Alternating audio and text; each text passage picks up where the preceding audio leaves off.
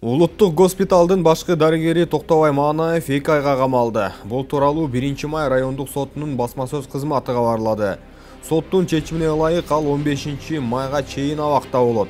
Эске салсак, башкы дарыгер 16-мартта улуттук госпиталдагы жемкордук түзүмүнө шектелип кармалган. Улуттук госпиталдын башкы дарыгеринин милдетин убактылуу Улук Кулукеев аткарууда. Пакистан менен Ооганстанда 21 март күнү кечинде катталган күчү 6,5 балга жеткен жер титирөөдөн бери дегенде 13 киши өлүп, 100дөй адам жаракат алды. Бул тууралуу Аль Жазира кабарлады. Басылманын маалыматына караганда 9 киши Пакистандын түндүк батышындагы Хайбер Пахтанхва провинциясында мерт болсо, 4 киши Ооганстандын Лагман провинциясында каза тапты.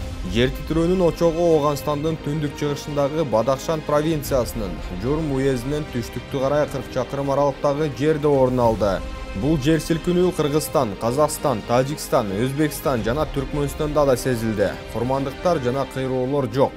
Февраль айындагы зилзаладан Түркия менен Сирияда 50 миңден ашуун киши набыт болуп, 100 миңден көп адам ар түрдүү деңгээлде жаракат алган. Былтыр жайында Ооганстандын чыгышындагы жер титирөөдөн 1000ге чукул адам өлгөн. Мурдагы вице-премьер-министр Дүйшөнбек Зилалиев Бишкектеги номер 1 абакка 15-майга чейин камалды. Бул тууралуу анын адвокаты Самат Мацаков билдирди. Юристтин айтымында ага жасалма иш козголгон. Себеби Зилалиев арыз ээсин тааныбайт. Мацаков укук коргоо кызматкерлери Зилалиев менен доогерди көзмө-көз жолуктуруудан баш тартканын белгиледи. Арыз ээсин Зилалиев эч качан көргөн эмес. Ал мындай факт болбогонун ырастоодо. Эмнегедир арыз 6 жылдан кийин жазылган. Мурда анын кайда жүргөнү белгисиз, деди адвокат. Дүйшөнбек Зилалиевдин кармалганы 16 мартта белгилүү болгон.